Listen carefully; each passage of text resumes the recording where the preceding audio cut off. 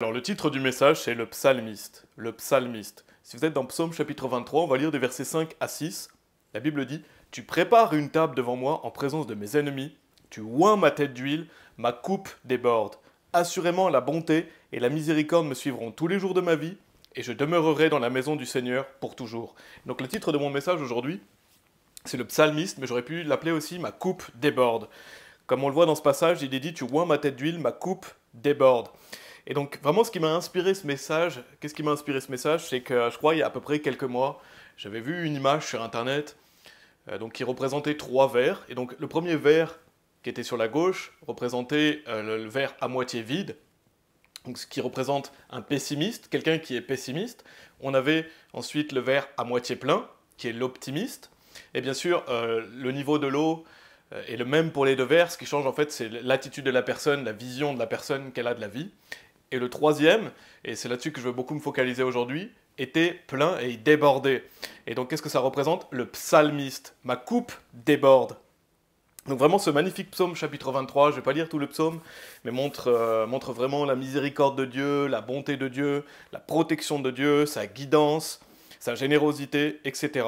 Et donc on voit ici le fait qu'il oint notre tête d'huile, et donc que notre coupe déborde. Et donc ma coupe déborde, qu'est-ce que ça représente? Ça représente notamment toutes les bénédictions de Dieu, le fait que Dieu est bon envers nous, le fait que Dieu nous donne la joie, qu'il nous donne l'allégresse, qu'il nous donne la paix.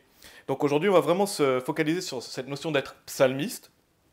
Et je ne parle pas d'être un psalmiste dans le sens écrire les psaumes, parce que ceux qui ont écrit les psaumes peuvent être appelés des psalmistes. J'en parle pas dans ce sens-là, dans ce message. Je parle vraiment de l'état d'esprit d'un psalmiste, et donc pas un pessimiste, pas un optimiste, mais être un psalmiste. Et donc c'est quoi concrètement? C'est vraiment un chrétien qui marche par l'esprit, un chrétien qui vit par l'esprit. Donc c'est vraiment une manière de penser, de vivre la vie chrétienne. Je vais vous lire deux passages, vous pouvez aller dans Éphésiens chapitre 5 en attendant. Je vais vous lire deux passages. Proverbe chapitre 10, verset 22 nous dit « La bénédiction du Seigneur, elle rend riche et n'y ajoute aucune douleur. » Et Psaume chapitre 32, versets 10 et 11, la Bible dit « Beaucoup de douleurs seront pour les hommes immoraux, mais celui qui se confie dans le Seigneur, la miséricorde l'encerclera.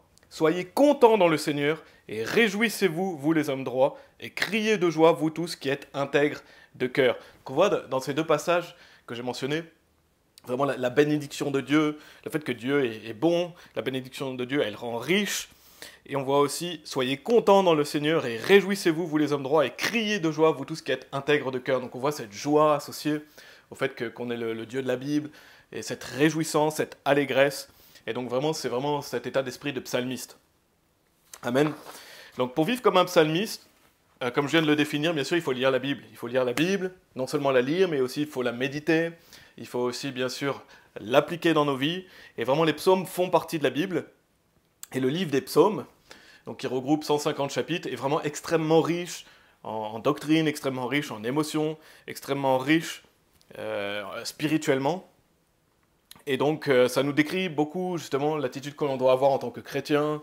Et bien sûr, toute la Bible nous le décrit, mais voilà, les psaumes sont riches, justement, sur l'attitude que l'on doit avoir en tant que chrétien, sur la manière de vivre, etc. Et c'est un livre poétique. Et de mon côté, je ne peux vraiment pas me passer du livre des psaumes. Le livre des psaumes est vraiment très important, vraiment essentiel. J'ai remarqué personnellement que voilà, si je ne lis pas le livre des psaumes pendant un certain temps, ben, je me sens moins bien. Donc j'ai besoin de le lire très souvent. Bien sûr, toute la Bible est essentielle à lire, c'est-à-dire voilà, on doit lire la Bible du début à la fin. C'est très important de lire la Bible au complet, l'Ancien Testament, le Nouveau Testament. Mais ce que j'essaye de faire, c'est que j'essaye de lire le livre des psaumes et aussi des proverbes différemment. Donc j'essaie de le répartir sur la durée. J'essaie de le répartir, donc voilà, lire le livre des psaumes et des proverbes, et à côté de ça, lire l'Ancien Testament, le Nouveau Testament. Donc c'est vraiment un conseil que je donnerais, c'est personnel, mais de lire un psaume ou un proverbe par jour, ou assez régulièrement. Et c'est vraiment un livre qui m'est indispensable. Et c'est vraiment un avis personnel, mais je lis le livre des psaumes et des proverbes différemment de l'Ancien Testament et le Nouveau Testament, même si bien sûr c'est dans l'Ancien Testament. Mais je le répartis plus sur la durée, et voilà, dans ma lecture de la Bible au complet. Par exemple, je peux donner un exemple. Si vous lisez la Bible en 6 mois, alors psaume c'est 150, proverbe c'est 31, donc ça fait à peu près une demi-année. Donc vous pouvez lire l'Ancien Testament, le Nouveau Testament en 6 mois. Et donc, vous pouvez voilà, répartir les psaumes et les proverbes, ça fait quasiment un par jour sur une lecture de 6 mois de la Bible au complet. De même, si vous la lisez sur 12 mois, ça fait un psaume ou un proverbe tous les 2 jours. Donc voilà, je vous conseille vraiment personnellement de lire très souvent les psaumes. Donc si vous êtes dans Éphésiens chapitre 5, on va lire les versets 19 et 20. La Bible dit « Parlant à vous-même par des psaumes et des hymnes et des cantiques spirituels, chantant et faisant une mélodie en votre cœur au Seigneur, remerciant toujours pour toutes choses Dieu et le Père dans le nom de notre Seigneur Jésus-Christ. » Et on connaît ce passage, on l'utilise assez régulièrement pour parler du fait de louer Dieu, le fait de glorifier Dieu. Et voilà, il est dit « Chantant et faisant une mélodie en votre cœur au Seigneur ». Et donc ce passage aussi parle des psaumes, parce qu'on voit, il dit « Parlant à vous-même par des psaumes ». Donc bien sûr, il est très important d'apprendre des versets de la Bible, et de les méditer, mais on voit aussi le livre des psaumes. Et donc voilà ce que je pense, mon interprétation aussi, c'est le fait que voilà, il est très important d'apprendre des psaumes et de les méditer, de se parler à soi-même par des psaumes, comme un psalmiste. Amen. Donc là vraiment je parle du livre des psaumes, mais quand je parle de psalmiste, c'est pas relié que aux psaumes, bien sûr, c'est relié à la Bible. Et voilà, c'est vivre la Bible, c'est vivre la vie chrétienne par l'esprit. Donc la première partie que je vais faire aujourd'hui, c'était comme une introduction, la première partie que je vais faire aujourd'hui, c'est qu'on va voir comment le monde définit pessimisme et optimisme. Donc j'ai noté plusieurs passages, déjà une citation de William Arthur Ward qui dit « Le pessimiste se plaint du vent, l'optimiste espère qu'il va changer, le réaliste ajuste ses voiles ». Donc ça c'est une citation, et je vais revenir sur cette citation en fin de message, donc écoutez bien le message. Et je vais vous lire aussi un article du 29 septembre 2022 sur le site wintopic.fr. Et c'est un article optimiste versus pessimiste. Donc je vous lis cet article. Optimiste versus pessimiste, quelle est la différence? Avant d'approfondir ces raisons, quelle est la différence entre l'optimisme et le pessimisme? D'une part, une personne pessimiste a un biais négatif. Il croit que les choses n'iront pas en leur faveur, même s'ils n'ont aucune idée du résultat. Un optimiste, en revanche, a tendance à croire que les choses iront bien, même sans preuve, mais cela peut également être plus complexe. Ensuite, la question est posée, une personne peut-elle être optimiste et pessimiste? Personne n'est optimiste à 100% ou entièrement pessimiste. Notre survie nécessite un équilibre entre les deux. Ce que nous appelons les pessimistes ont simplement un biais plus négatif, alors que les optimistes s'attendent à ce que les bonnes choses se produisent plus souvent. Le pessimisme pur conduirait à une vie misérable, à peine digne d'être vécue. Un optimisme incontrôlé entraînerait des comportements à risque qui pourraient réduire l'espérance de vie. Cela pourrait également créer des décisions financières malsaines qui ont un impact sur la qualité de vie. De plus, une personne peut être optimiste dans certains domaines de sa vie et pessimiste dans d'autres. Par exemple, ils peuvent s'attendre à ce que leurs relations réussissent, mais avoir peu d'espoir pour leurs finances. Ensuite, optimiste versus pessimiste versus réaliste. Donc là, il y a cette notion de réaliste qui apparaît aussi. Bien que les pessimistes puissent se considérer comme des réalistes, les réalistes affichent une combinaison de qualités optimistes et pessimistes. L'optimiste croit que les choses iront toujours mieux, le pessimiste croit que les choses peuvent toujours empirer. Le réaliste prend les choses telles qu'elles sont et les accepte. Les réalistes sont moins idéalistes et ont moins d'attentes irréalistes. Le réaliste pourrait être plus intéressé à résoudre le problème qu'à s'attarder sur la raison pour laquelle cela s'est produit ou à prétendre que les choses sont meilleures qu'elles ne le sont. Et là, je vais vous lire ce qui est écrit. On voit un exemple d'une vision optimiste et un exemple d'une vision pessimiste. Donc vision optimiste, supposons que nous soyons un étudiant universitaire optimiste et que nous obtenions une mauvaise note à un test. Nous dirons qu'il ne s'agit que d'un test et que nous étudierons plus dur et réussirons mieux au prochain test. Nous sommes susceptibles de croire que l'enseignant a rendu le test trop difficile plutôt que de nous en vouloir. Résultat, notre estime de soi reste intacte et nous rebondissons et faisons mieux au prochain test. Notre vision optimiste améliore notre performance globale. Donc cette fois-ci, même exemple avec une vision pessimiste. Dans la même situation, si nous sommes un étudiant pessimiste, nous ne considérons pas une mauvaise note comme un incident isolé. Nous pourrions supposer que cela signifie que nous ne sommes pas assez intelligents pour bien réussir le cours. Nous nous blâmons pour nos mauvaises habitudes d'études ou notre manque de talent, plutôt que de considérer le rôle de l'enseignant dans la création du test.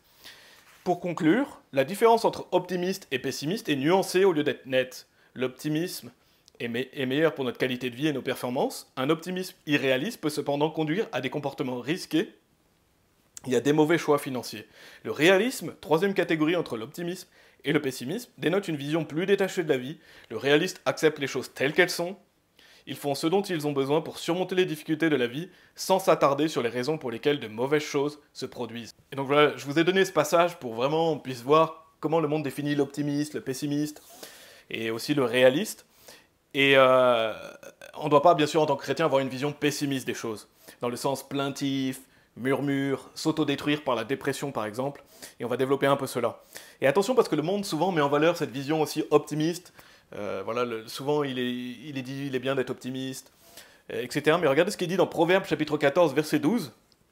Je vais vous lire Proverbes chapitre 14, verset 12, il est dit « Il y a un chemin qui semble droit à un homme, mais sa fin sont les chemins de la mort. » Donc il y a des personnes qui peuvent se dire « Oui, moi je suis optimiste, tout va bien dans ma vie, je vois le bon côté des choses. » Par exemple, il y a des personnes qui vont se complaire dans le monde, mais des gens aussi, quand vous allez évangéliser, ils vont vous dire « Ah, mais on est déjà au paradis. » Quand vous leur parlez du paradis et de l'enfer, ils vont dire « On est déjà au paradis. » Donc ces gens-là se disent « Oui, voilà, j'ai une bonne vision de la vie, on est déjà au paradis, tout va bien. » Donc certains chemins peuvent paraître droits à certaines personnes, mais donc qu'est-ce que dit la Bible dans Proverbe 14, verset 12? À la fin, il est dit « Mais sa fin sont les chemins de la mort. » Pourquoi? Parce que celui qui se croit déjà au paradis, si quelqu'un se croit déjà au paradis, il se plaît dans ce monde, il ne croit pas en Jésus-Christ pendant sa vie, il va direct en enfer. Donc on voit bien que son chemin lui paraissait droit, il se dit « Ah, tout va bien », et puis en fait, ça va vers la mort spirituelle, vers l'enfer. Donc vraiment attention à ça. De même aussi, ça peut être la mort physique. Quelqu'un, par exemple, un idiot qui prend des risques inconsidérés, qui met sa vie en danger, il peut finir mort physiquement. De même, quelqu'un qui boit de l'alcool et qui se dit « Tout va bien, je bois de l'alcool, mangeons, buvons, car demain nous mourrons », eh ben, il pourrait finir mort, comment? Dans un accident ou une maladie. N'est-ce pas? Donc l'optimisme n'est pas aussi beau que le monde va vous le dire. Et je ne vais pas trop parler des optimistes, je vais surtout je vais parler des pessimistes dans une deuxième partie, et après on va parler des psalmistes. Et dans cet article, il est mention des réalistes, si vous avez bien écouté, donc il y avait optimiste, vicis pessimiste, vicis réaliste. Et nous, en tant que chrétiens, bien sûr, un chrétien doit être réaliste, dans le sens, il doit avoir le sens des réalités. Un chrétien, il est réaliste, il a le sens des réalités. Par contre, il n'est pas réaliste dans le sens qu'il est écrit ici, parce que si je vous relis ce que dit l'article, il est dit « Le réaliste pourrait être plus intéressé à résoudre le problème qu'à s'attarder sur la raison pour laquelle cela s'est produit, ou à prétendre que les choses sont meilleures qu'elles ne le sont. » Alors oui, on doit résoudre les problèmes, on doit voir la réalité des choses, mais on doit aussi comprendre. En fait, le réaliste, tel qu'il le décrit, c'est charnel. Donc il ne voit pas le côté spirituel. Nous, on a une dimension spirituelle, bien sûr. Donc ce réaliste-là ne prend pas la dimension spirituelle. Donc voilà, cette définition, il est dit, le réaliste pourrait être plus intéressé à résoudre qu'à s'attarder sur la raison pour laquelle cela s'est produit. Nous, en tant que chrétiens, on doit bien sûr résoudre les problèmes, mais on doit aussi s'attarder sur la raison pour laquelle les choses se produisent. Alors pas toujours, bien sûr, mais ce que je veux dire, c'est qu'on doit être capable de se remettre en question, on doit être capable de se dire « Ah, est-ce que voilà, Dieu n'est pas en train de me châtier ?» Et s'introspecter soi-même, méditer sur son comportement, sur sa manière d'agir, afin de se remettre en question. Parce que nous, on voit les choses à la lumière de la Bible. On voit, voilà, on sait que Dieu agit dans notre vie. Dieu intervient dans nos vies. Donc on doit avoir une vision spirituelle et pas seulement charnelle, comme le monde décrit un réaliste. Donc ça c'était la première partie, on a vu voilà, optimiste par rapport à pessimiste et réaliste aussi. Et on va voir maintenant dans une deuxième partie les pessimistes. Donc on avait lu, il était décrit le pessimisme, mais je vais vous lire aussi sur Wikipédia qu'est-ce qu'il est dit. Il est dit le pessimisme, du mot latin pessimus, superlatif de malus signifiant mauvais, est un état d'esprit dans lequel un individu perçoit négativement la vie. Et sur Larousse, il est dit « Doctrine qui soutient soit que tout est mal, soit que la somme des maux l'emporte sur celle des biens. » Donc maintenant, posons-nous vraiment la question, est-ce que Dieu veut qu'on voit négativement la vie? Est-ce que Dieu veut qu'on voit négativement la vie? On peut se poser aussi la question, est-ce qu'il veut que nous disions que tout est mal? Posons-nous vraiment cette question. Et est-ce que Dieu veut qu'on se dise, voilà, la somme des maux l'emporte sur celle des biens? Ben non, bien sûr. Bien sûr que non. Bien sûr que non. Donc, ne négligeons pas que le mal existe, parce que le mal existe. Et cette terre est remplie de perversions. Le diable est le prince de ce monde. Donc, notre âme, elle est vexée par certains comportements immoraux, par beaucoup de choses mauvaises qui se passent. La terre, elle est vraiment remplie de vilainie et de malfaisance, parce que vraiment, ce monde est pervers. Et il y a beaucoup de perversions, de méchanceté, d'injustice. Ça, c'est une réalité, c'est la réalité du monde dans lequel on vit. Et parfois, on peut être en colère contre cela. Pourquoi? Parce que notre âme est vexée, et on a une saine colère contre le mal. Et donc, parfois, on a besoin de dénoncer, on a besoin de parler de ces choses-là. Mais on ne doit pas toujours rester dans cet état de colère, toujours rester dans cet état de dénoncer, de voir tout négativement. C'est-à-dire, par exemple, parler que du mal, voir le mal partout. Il y a beaucoup de choses qu'on ne contrôle pas, Nous, voilà, quand on est sauvé, on vit dans ce monde, mais on n'est pas de ce monde. Amen. Donc, si le fait de lire beaucoup de choses négatives, si le fait de regarder trop de choses négatives vous affecte et vous tire vers le bas, alors arrêtez ça. Arrêtez ça. Sachez mettre une limite, parce qu'il y a vraiment beaucoup d'horreurs qui se passent dans ce monde. Et ça peut voilà, nous tirer vers le bas, ça peut nous déprimer. Ça peut avoir un impact négatif. Et ne parlez pas non plus toujours de ça. Ne soyez pas le genre de personne à trop souvent ou à toujours parler du mal qui se passe dans le monde. On va lire Éphésiens chapitre 4, verset 29. Vous pouvez y aller. Éphésiens chapitre 4. C'est très important. On ne va pas avoir une vision pessimiste, voilà, dire que tout est mal, ou c'est cette doctrine qui dit que, voilà, voir toujours négativement la vie, etc. Éphésiens chapitre 4, verset 29 nous dit « Qu'aucune conversation douteuse ne sorte de votre bouche, mais celle qui est bonne à l'usage de l'édification, afin qu'elle puisse administrer la grâce aux auditeurs. » Donc on voit ici, celle qui est bonne à l'usage de l'édification. Donc pensez à ce qui pourrait édifier les autres, comment vous pouvez être une bénédiction pour les autres, comment vous pouvez aider les autres à se construire, à les édifier, édifier les frères et sœurs, comment être une bénédiction aux autres. Il est dit administrer la grâce aux auditeurs. Pardon. Donc ne soyez pas une personne qui tire les autres vers le bas, qui plombe le moral des autres, à toujours parler du négatif, toujours parler des horreurs qui se passent. Donc vraiment, pensez vraiment à édifier les autres, à les encourager. Pensez aux autres, n'est-ce pas? Alors par contre, si vous avez des problèmes dans votre vie, si vous souffrez, si vous avez des persécutions, des difficultés, il est bien de parler des choses qui nous touchent personnellement, de se confier aux personnes, et voilà, de parler des problèmes, parler des difficultés, ça c'est quelque chose qu'il est bien de partager entre nous. Et voilà, c'est des choses qui nous touchent personnellement. Il faut bien faire la distinction entre ce qui nous touche personnellement et ce qui touche la société, donc ce qui se passe par exemple à l'autre bout du monde.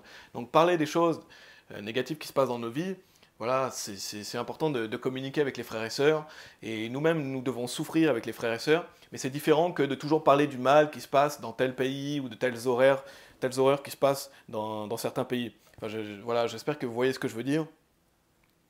Vous pouvez aller dans 1 Corinthiens chapitre 12, il faut bien faire la distinction entre ce qui nous touche personnellement, et voilà, les horreurs qui peuvent se passer dans certains pays. Et bien sûr, le mal existe, mais ne soyons pas le genre de personnes à toujours parler du mal, à trop parler du mal, et pensons à édifier les autres, pensons à être un encouragement pour les autres, et il est bien de se réjouir aussi et de dans la paix. Et donc en parlant du corps de Christ, dans 1 Corinthiens chapitre 12, au verset 26, il est dit « Et si un membre souffre, tous les membres souffrent avec lui, ou si un membre est honoré, tous les membres se réjouissent avec lui. » Donc on doit écouter les frères et sœurs, on doit écouter leurs difficultés, ce qu'ils traversent, être à l'écoute. La Bible nous dit voilà, d'être lent à parler, prompt à écouter. C'est important d'écouter les autres, de prendre soin des autres, d'aimer les frères et sœurs. On doit écouter ceux qui souffrent et on doit souffrir avec eux. Par exemple, si l'un d'entre nous est persécuté pour sa foi, si l'un d'entre nous vit des choses difficiles, on doit prendre le temps d'écouter, on doit aimer nos frères et sœurs, on doit avoir de la compassion pour eux. Et c'est pas du pessimisme, ça c'est la réalité de la vie, c'est la réalité, la vie est dure, la vie est parfois injuste et la Bible le montre vraiment. Je vais vous lire Job chapitre 2 verset 10, et vous pouvez aller dans Romains chapitre 12 si vous voulez. Romains chapitre 12, je vais vous lire Job chapitre 2 verset 10, il est dit « Mais il lui dit, donc Job parle à sa femme, tu parles comme les femmes insensées parlent, quoi? Recevrions-nous le bien de la main de Dieu, et nous ne recevrions pas le mal? En tout cela, Job ne pécha pas par ses lèvres. » Donc on voit Job, il dit, voilà, on reçoit le bien, on reçoit les bénédictions, Dieu est bon vers nous, mais est-ce qu'on ne recevrait pas aussi le mal? Pourquoi? Parce que voilà, la vie, elle a des difficultés, elle a des épreuves, et donc voilà, il faut être capable de recevoir le bien et le mal. La vie est difficile. C'est pas du pessimisme que d'affronter la réalité de la vie, et voilà, c'est bien de souffrir avec les autres, de prendre soin des autres. Romains chapitre 12, si vous y êtes, on va lire le verset 15, il est dit « Réjouissez-vous avec ceux qui se réjouissent, et pleurez avec ceux qui pleurent. » Donc il dit voilà, réjouissez-vous avec ceux qui se réjouissent, pleurez avec ceux qui pleurent, ayez compassion des autres, soyez attentifs aux autres, et prenons soin les uns des autres. Amen. Donc ne soyons pas quelqu'un qui parle toujours du négatif, toujours du mal, surtout voilà, les problèmes négatifs, les horreurs qui se passent dans le monde. Après, si vous vivez des choses difficiles, voilà, il faut les partager, et il faut souffrir ensemble, etc., comme je l'ai mentionné. Donc parfois ça a sa place, parfois ça n'a pas sa place de parler du mal. Donc il faut savoir se limiter et se contrôler. Et ici, notre groupe s'appelle Forteresse Baptiste. On va être reconnu comme un groupe joyeux dans le Seigneur, un groupe joyeux, un groupe qui se réjouit en Dieu. Amen. Donc voilà. Maintenant, vous pouvez aller dans Nombre au chapitre 14. On va voir deux choses qu'on retrouve souvent chez les gens pessimistes, qu'on ne veut pas retrouver chez nous. Et la première des choses, c'est le murmure. Vous pouvez aller dans Nombre, chapitre 14. Une des tendances des personnes pessimistes, c'est de murmurer. Et Dieu déteste le murmure. Je ne vais pas vous lire tout Nombre au chapitre 13, tout Nombre au chapitre 14. On va aller directement dans Nombre chapitre 14, parce que ça ferait un sermon complet. Mais on peut lire dans ce passage le peuple d'Israël qui va se rebeller contre Dieu. Ils vont murmurer contre Moïse et Aaron, murmurer contre Dieu. Et après que Moïse, par ordre de Dieu, ait envoyé des espions dans la terre de Canaan, il y avait 12 hommes, donc des chefs des tribus d'Israël, qui avaient été envoyés pour voir cette terre. Et ben, il y a 2 des 12 hommes qui vont encourager le peuple à y aller, et il y a 10 des 12 hommes qui vont essayer de décourager le peuple d'y aller, et vont essayer de dissuader les autres d'y aller. Et donc, regardez le résultat dans Nombres chapitre 14, des versets 1 à 3. Il est dit, et toute la congrégation éleva sa voix et jeta des cris, et le peuple pleura cette nuit-là. Et tous les enfants d'Israël murmurèrent contre Moïse et contre Aaron, et toute la congrégation leur dit, plût à Dieu si nous étions morts dans la terre d'Égypte, ou plût à Dieu si nous étions morts dans ce désert. Et pourquoi le Seigneur nous a-t-il amenés dans ce pays, pour y tomber par l'épée, pour que nos femmes et nos enfants deviennent une proie? Mais serait-il pas mieux pour nous de retourner en Égypte? Donc on voit, après que ces 10 chefs aient essayé de dissuader le peuple, ils vont murmurer contre Aaron et Moïse, ils vont murmurer contre Dieu. Et ensuite, versets 22 à 24, il est dit, parce que tous ces hommes qui ont vu ma gloire et mes miracles, donc Dieu parle et il dit, que j'ai fait en Égypte et dans le désert, et qui m'ont déjà tenté ces 10 fois, qui n'ont pas écouté ma voix, donc on voit déjà tenté ces 10 fois, assurément ils ne verront pas la terre que j'avais juré de donner à leur père, et aucun de ceux qui m'ont provoqué ne le verront non plus, mais mon serviteur Caleb, parce qu'il a eu un autre esprit avec lui, il m'a pleinement suivi, je le ferai entrer dans la terre où il est allé, et sa semence le possédera. Donc on voit, ils ont murmuré contre Dieu, ils ont tenté Dieu, et on voit le résultat. Il va y avoir une sévère punition qui est méritée, parce que Dieu est juste. Et voilà le peuple qui a murmuré, ils ne vont pas voir la terre promise, ils vont errer dans le désert pendant 40 ans. En plus, on voit que Dieu va tuer les 10 espions qui ont tenté de dissuader le peuple. Il va les frapper d'une plaie et les tuer. Et Dieu va punir donc le peuple à errer dans le désert pendant 40 ans et à mourir. Mis à part Josué et Caleb qui ont pleinement suivi Dieu, eux qui vont rentrer dans la terre promise. Et donc pour le peuple, ce sont leurs petits-enfants qui vont entrer en terre promise. Donc on voit vraiment à quel point Dieu déteste le murmure.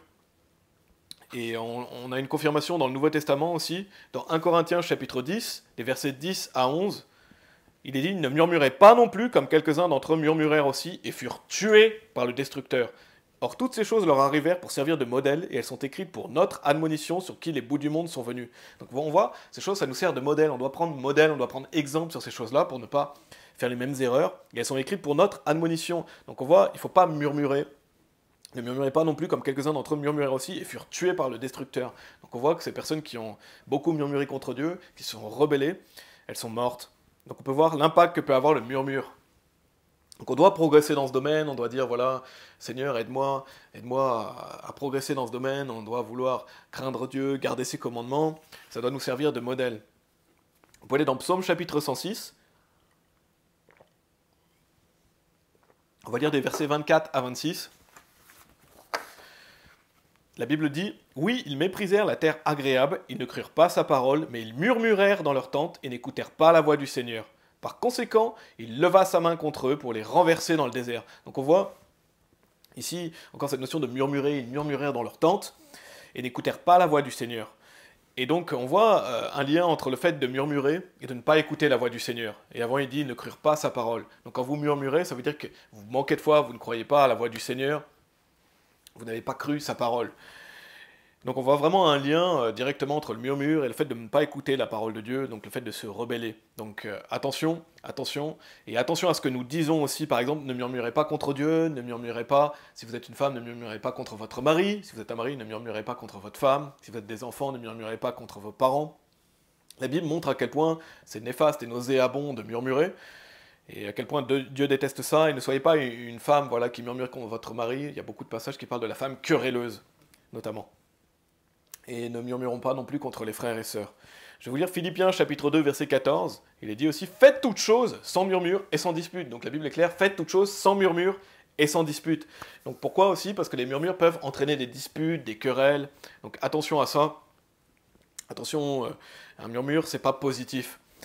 Et non seulement murmurer, mais aussi être plaignard. Vous pouvez aller dans Jude chapitre 1.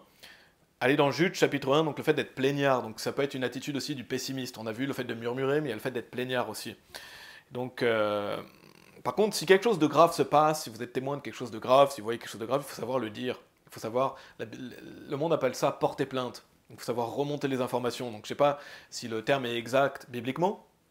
Ce que je veux dire, voilà, ne soyons pas des plaignards, mais sachons dire, voilà, si quelque chose de grave s'est passé, sachons dénoncer, De même, Matthieu 18 nous parle du fait de reprendre son frère quand il nous offense. Donc si quelqu'un vous offense et que vous n'êtes pas capable de laisser passer, si c'est quelque chose d'important par exemple, vous devez aller vers la personne avec un esprit de gentillesse et de vouloir la réconciliation. Donc il faut savoir dire les choses. Quand je dis plaignard, dans ce sens plaintif, c'est vraiment les personnes qui se plaignent toujours des autres, les personnes qui aiment les drames, qui aiment faire du mal aux autres, qui aiment les querelles, qui aiment décourager les autres. Donc c'est pour nuire. On voit dans Jude chapitre 1 verset 16 que c'est une des caractéristiques des réprouvés d'être plaignards. Il est dit, ce sont des ronchonneurs, des plaignards, marchant suivant leur propre convoitise, et leur bouche prononce de grands mots pompeux, ayant en admiration les hommes considérés pour en tirer profit. Les personnes qui sont ronchonneurs, plaignards, on ne veut pas cette attitude. On ne veut pas être plaignard, ronchonneur, et vraiment ça c'est une des caractéristiques des réprouvés.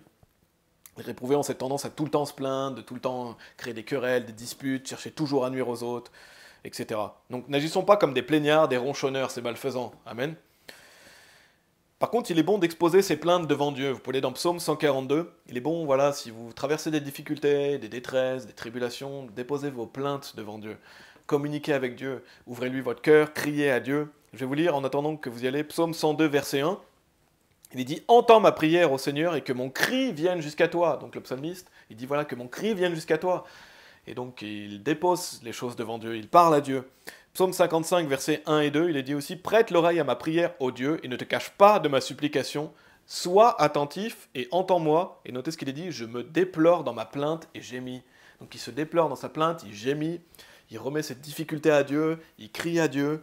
Et Psaume 142, donc si vous y êtes, on va lire versets 1 à 2.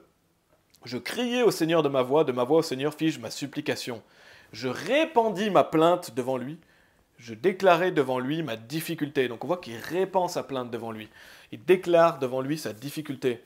Et donc quand vous lisez ces passages des psaumes, on voit vraiment des plaintes fondées. Par exemple, suite à des persécutions, suite au fait d'être seul, d'être dans la difficulté. Il faut savoir déposer ses plaintes devant Dieu. Il faut savoir communiquer avec Dieu, ouvrir notre cœur à Dieu, s'en remettre à lui, compter sur lui. Donc ça va être un psalmiste de déposer ses plaintes devant Dieu. Parce qu'on vit des difficultés, on vit des choses difficiles. Et Dieu a compassion de nous, et donc il faut savoir dire ces choses à Dieu, crier à Dieu, etc. Donc vraiment, c'est des magnifiques passages dans lesquels on doit prendre exemple quand on vit des choses difficiles. Donc pour résumer, donc là on était dans la deuxième partie sur le fait d'être pessimiste. On ne veut pas être pessimiste. Un pessimiste, il a tendance à murmurer. Attention, Dieu déteste le murmure, c'est quelque chose de malfaisant. On ne veut surtout pas murmurer contre Dieu. Et voilà, ne pas murmurer aussi contre l'autorité. Il y a des personnes dans les églises qui vont murmurer contre le pasteur. Et c'est malfaisant de murmurer contre le pasteur. Et on ne veut pas se plaindre d'une mauvaise manière, donc un plaignard, un ronchonneur. Et bien sûr, ça pourrait faire un message complet aussi, mais je voulais vraiment me focaliser sur ces choses-là pour que nous n'agissions pas ainsi. Donc ne murmurons pas, ne soyons pas des plaignards ronchonneurs et déposons nos plaintes devant Dieu. Ça fait partie des attributs d'un psalmiste. Et ne soyons pas le genre de personnes à toujours voir le négatif. Donc, soyons des psalmistes, ça m'amène à ma troisième partie, donc le fait d'être psalmiste. Vous pouvez aller dans Jean chapitre 10, si vous voulez. Jean chapitre 10. Donc, on l'a vu dans l'introduction, dans Psaume 23, un psalmiste est quelqu'un qui voit la vie d'une manière de « ma coupe déborde ».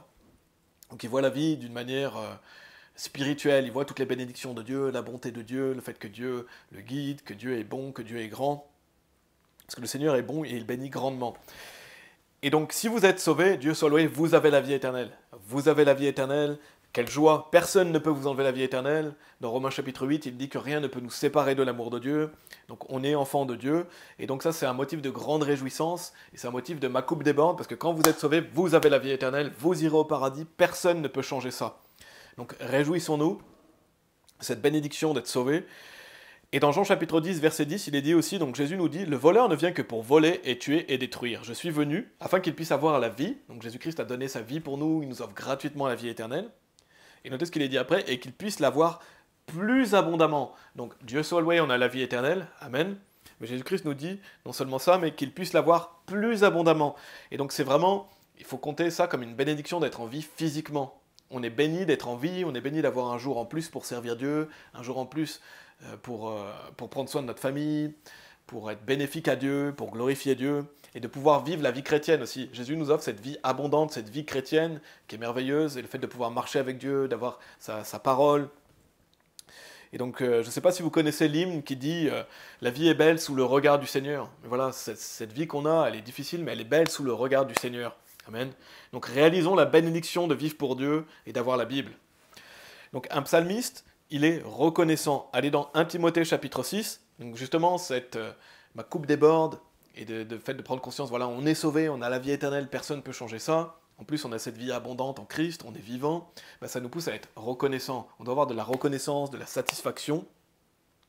Donc allez dans 1 Timothée chapitre 6, en attendant je vais vous lire Hébreux chapitre 13 au verset 5, il est dit que votre comportement soit sans convoitise et soyez satisfait de ce que vous avez. Car il a dit jamais je ne te laisserai ni ne t'abandonnerai. Donc Dieu ne peut pas nous abandonner, il ne peut pas nous délaisser, quand on est enfant de Dieu c'est pour toujours. Et donc soyons satisfaits de ce que nous avons, donc cette satisfaction et ce remerciement qu'on doit avoir envers Dieu. 1 Timothée chapitre 6 versets 6 à 8 il est dit mais la piété avec le contentement est un grand gain. Et je vous conseille de vraiment apprendre ce verset, il est très facile, très important. Mais la piété avec le contentement est un grand gain. Car nous n'avons rien apporté dans ce monde et il est certain que nous n'en pouvons rien emporter. Et ayant nourriture et habillement, soyons satisfaits avec cela. Donc on voit encore cette notion de satisfaction. Si on a nourriture et habillement, soyons satisfaits. Soyons reconnaissants. Et la piété, donc c'est vraiment quelque chose qu'on doit avoir en tant que chrétien, on doit vivre de manière pieuse, on doit vivre selon Dieu, en Christ Jésus. Il est dit avec le contentement, donc cette notion de contentement, de remercier Dieu, voilà, merci Seigneur, je suis vivant, merci Seigneur, je peux te servir. Soyons heureux de tout ce que Dieu nous donne, de tout ce que Dieu nous a déjà donné, tout ce qu'il va nous donner encore. Donc remercions Dieu. Et c'est vraiment des choses essentielles, ce comportement dans la vie chrétienne de reconnaissance, de contentement, c'est essentiel. Et remercions Dieu pour ce que nous avons, comptons les bienfaits de Dieu, amen. Donc avant de murmurer, avant d'être plaignard, méditez sur tout ce que Dieu a fait pour vous, tout ce que Dieu fait pour vous, à quel point on est béni d'être en vie, à quel point on est béni d'être chrétien. Donc pensez à ces choses. Vous pouvez aller dans 1 Thessaloniciens chapitre 5. Donc je vais vous lire Philippiens chapitre 4 verset 6 où il est dit « Ne vous inquiétez de rien, mais en toute chose par la prière et la supplication, avec remerciement, faites connaître à Dieu vos requêtes. » Et voilà ce magnifique passage qu'on utilise souvent pour dire voilà, de ne pas s'inquiéter, de remettre à Dieu nos requêtes et de prier, de supplier Dieu. Mais il est dit dans ce passage avec remerciement. Donc voilà, il est très important de prier pour remercier Dieu, de compter les bienfaits de Dieu et d'avoir de la reconnaissance. Et au verset 12, un peu plus loin, toujours Philippiens chapitre 4, il est dit « Je sais comment être à la fois dans l'abaissement et je sais comment être dans l'abondance. Partout et en toutes choses, je me suis enseigné à être à la fois rassasié et à avoir faim, à la fois à être dans l'abondance et à être dans le besoin. » Donc Paul nous dit voilà, qu'il sait être à la fois dans l'abaissement et dans l'abondance. Donc c'est cette satisfaction, le fait d'être reconnaissant, quelles que soient les circonstances. Des fois il a beaucoup, des fois il a rien, dans l'abondance ou dans l'abaissement, à la fois être rassasié et avoir faim. Donc soyons des personnes, voilà, un psalmiste, il est reconnaissant, il est satisfait, il remercie Dieu, et c'est vraiment essentiel si vous voulez être heureux. Donc soyons heureux que Dieu nous donne un jour de plus pour le servir. Amen. Voilà, on doit réaliser cette chance tous les jours qu'on a de se réveiller et de pouvoir servir Dieu et de pouvoir être en vie. 1 Thessaloniciens chapitre 5 au verset 18, il est dit « En toute chose, remerciez ». Donc la Bible nous dit « En toute chose, remerciez, car telle est la volonté de Dieu en Christ Jésus à votre égard. » Donc c'est la volonté de Dieu que, en toute chose, vous remerciez.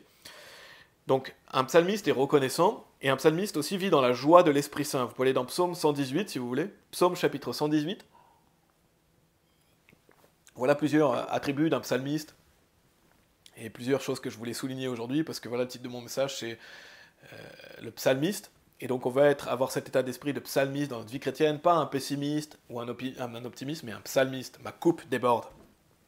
Donc il vit dans la joie de l'Esprit Saint, et la joie est l'un des fruits de l'Esprit.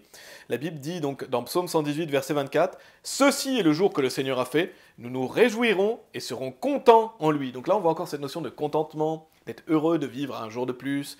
Dieu nous a donné cette grâce de vivre. Et donc nous nous réjouirons et serons contents en lui. Donc on voit cette réjouissance d'être sauvé, d'être chrétien. Donc le psalmiste, il vit dans la joie de l'Esprit Saint. Donc soyez reconnaissants d'être en vie.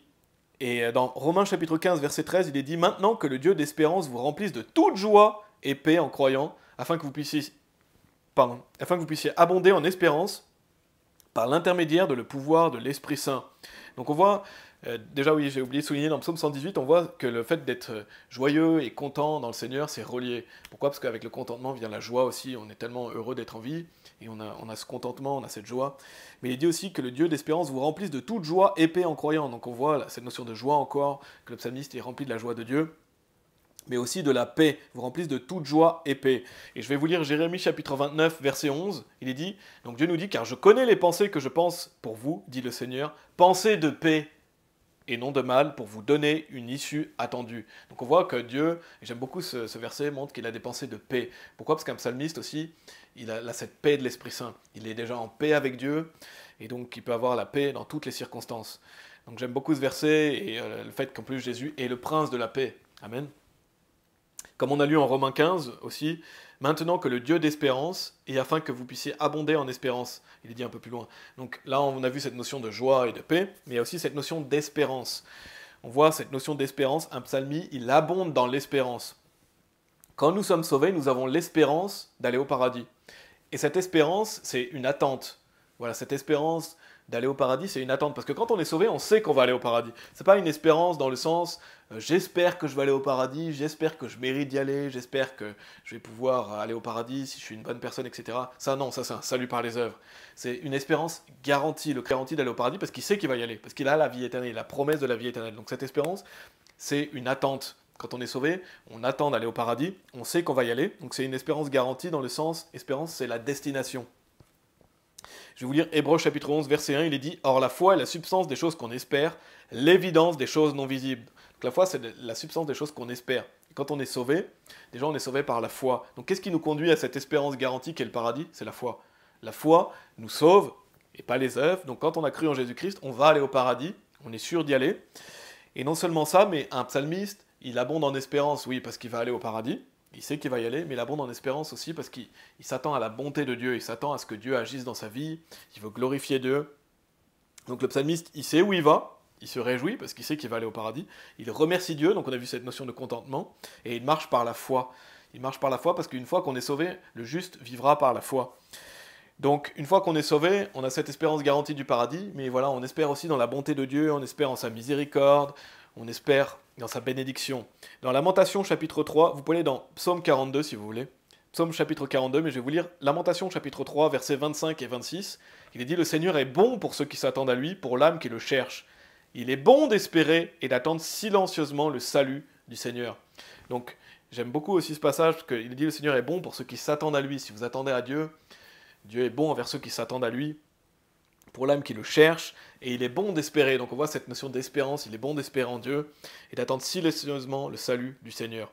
Donc le psalmiste, il a cette espérance garantie, et on pourrait comparer cette espérance à la destination, donc j'ai parlé de destination avant, et la foi, c'est le véhicule. Donc qu'est-ce qui nous amène à la garantie de l'espérance finale qui est le paradis? C'est la foi. Donc la foi, c'est le véhicule, on est sauvé par la foi, mais après, une fois qu'on est sauvé, on n'arrêtera jamais de croire en Jésus-Christ, on est sauvé une fois pour toutes, mais notre foi, elle peut monter, elle peut diminuer, et donc nous, on veut bien sûr grandir dans la foi. Ben, la foi, c'est ce véhicule qui nous permet voilà, d'abonder en espérance. Et donc il est bon d'espérer et d'attendre silencieusement le salut du Seigneur. Et donc non seulement ça, mais le psalmiste, il a confiance en Dieu aussi. Donc cette notion de vouloir que notre foi grandisse, d'avoir confiance dans les promesses de Dieu. Donc si vous êtes dans Psaume 42, on va lire le verset 5. Il dit « Pourquoi es-tu abattu, ô mon âme? Et pourquoi es-tu inquiète en moi? Espère en Dieu, car je le louerai encore pour le secours de sa face. » Donc on voit, on peut avoir des fois des passages comme ça, plus ou moins fréquents, de se dire « Pourquoi es-tu abattu, ô mon âme? » Parce qu'on se sent abattu dans notre âme, on vit des choses difficiles, on vit des persécutions, on se dit « Voilà, je suis abattu. » Et la Bible dit « Pourquoi es-tu abattu, ô mon âme? Pourquoi es-tu inquiète en moi? » Parce qu'on peut avoir des inquiétudes, on peut avoir des craintes. Il est dit « Espère en Dieu ». La solution, c'est d'espérer en Dieu. On sait que voilà, Dieu est là, Dieu nous aime, Dieu prend soin de nous, car je le louerai encore pour le secours de sa face. Parce que tout ne va pas être facile. Le psalmiste, il réalise ça. Le psalmiste, il sait, voilà, on a vu le fait de déposer ses plaintes, on a vu le fait de souffrir avec les autres. On sait que la vie a des difficultés, il y a des persécutions, des détresses, des angoisses, il y a des difficultés. Et le livre des psaumes est vraiment rempli de prières. Si vous lisez le livre des psaumes, c'est rempli de prières, c'est rempli de prières face aux persécutions, face aux détresses, aux difficultés. Et quand on vit comme un chrétien, on va souffrir pour Christ. On va souffrir. Mais il faut réaliser, comme dit Romains chapitre 8, que toutes choses agissent ensemble pour le bien de ceux qui aiment Dieu. Donc si vous aimez Dieu, tout va agir pour votre bien. Donc le psalmiste, il a confiance dans les promesses de Dieu, même si les choses sont difficiles. Il se confie en Dieu, il espère en Dieu. Il affronte tout avec Dieu. Vous pouvez retourner dans Job chapitre 2, et donc le psalmiste affronte tout avec Dieu. Et dans Philippiens chapitre 4, verset 13, il est dit « Je puis faire toutes choses par le moyen de Christ, lequel me fortifie. » Donc grâce à Christ, on peut traverser toutes choses, on peut faire toutes choses par le moyen de Christ qui me fortifie. Donc Donc c'est vraiment un encouragement d'affronter les choses avec Dieu. Le psalmiste, il affronte les choses avec Dieu. Et on a vu, bien sûr, comme j'ai dit, le fait de déposer ses plaintes devant Dieu, le fait de crier à Dieu, le fait de le supplier, de jeter ses soucis sur lui aussi. Donc dans Job chapitre 2, verset 10, donc je vous l'ai lu un peu plus tôt, il est dit, donc Job parle à sa femme, il lui dit, mais il lui dit, tu parles comme les femmes insensées parlent. Quoi? Recevrions-nous le bien de la main de Dieu, et nous ne recevrions pas le mal? En tout cela, Job ne pécha pas par ses lèvres. Donc on voit, Job, il dit, quoi? On reçoit la bénédiction de Dieu, la bonté de Dieu, mais on ne devrait pas recevoir aussi les difficultés, les détresses, les épreuves. Et il est dit, en tout cela, Job ne pécha pas par ses lèvres. Donc voilà, la bénédiction et les difficultés. Le psalmiste réalise que la vie a ses épreuves, que la vie est difficile, la vie est parfois injuste, mais la vie est belle sous le regard du Seigneur. Donc on a cette joie de l'esprit, on a cette paix, on a cette espérance bénie, on doit abonder en espérance.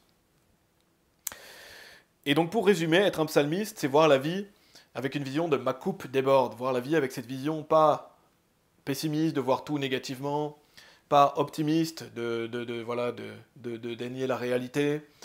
Et on a vu, telle voie peut paraître droit à l'homme, mais la fin est la mort.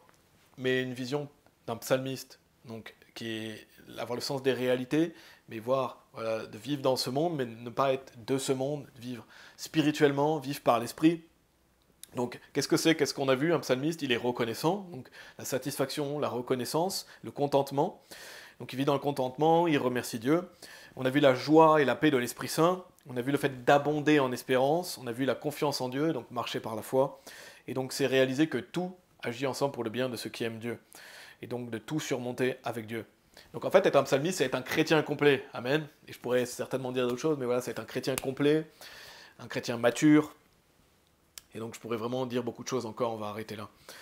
Donc je vais vous relire la citation, pour conclure ce message, je vais vous relire la citation de William Arthur Ward, que j'ai lu un peu plus tôt. Il est dit « Le pessimiste se plaint du vent ». Donc on a vu cette notion de pessimiste, se plaint du vent. L'optimiste espère qu'il va changer. Le réaliste ajuste ses voiles. Donc ça, c'est une citation du Monde. Maintenant, on va rajouter le psalmiste, parce que qu'est-ce qu'on pourrait se dire? On pourrait se dire le pessimiste se plaint du vent. L'optimiste espère qu'il va changer. Le réaliste ajuste ses voiles. Et le psalmiste, lui, il prie, il ajuste ses voiles, il remercie Dieu et il espère en lui. Amen. Donc le psalmiste, il prie, il ajuste ses voiles, il remercie Dieu et il espère en lui. Amen. On va prier. Merci Père pour ta merveilleuse parole, merci vraiment pour les psaumes, merci pour toute la Bible que tu nous as donnée, Seigneur. Je prie pour que nous puissions avoir une propre vision des choses, que nous ne soyons pas pessimistes, mais que nous puissions aller à l'édification des autres. Bien sûr, il faut savoir parler de nos problèmes. Seigneur, il faut savoir se confier aux autres, des choses qui nous touchent personnellement, que nous puissions souffrir ensemble, que nous puissions nous encourager les uns les autres, que nous puissions écouter l'autre dans sa détresse et sa difficulté. Mais voilà, que nous ne soyons pas un peuple qui murmure ou des plaignards, des ronchonneurs. Seigneur, on veut déposer nos plaintes devant toi et te remercier et donc être un psalmiste. Merci Père pour chaque jour que tu nous donnes. Merci, je prie pour que nous puissions marcher par l'Esprit afin d'avoir ces merveilleux fruits de l'Esprit comme la joie et la paix. Et je prie pour que nous puissions marcher dans la justice devant toi et nous confier en toi. On prie au nom de Jésus-Christ. Amen.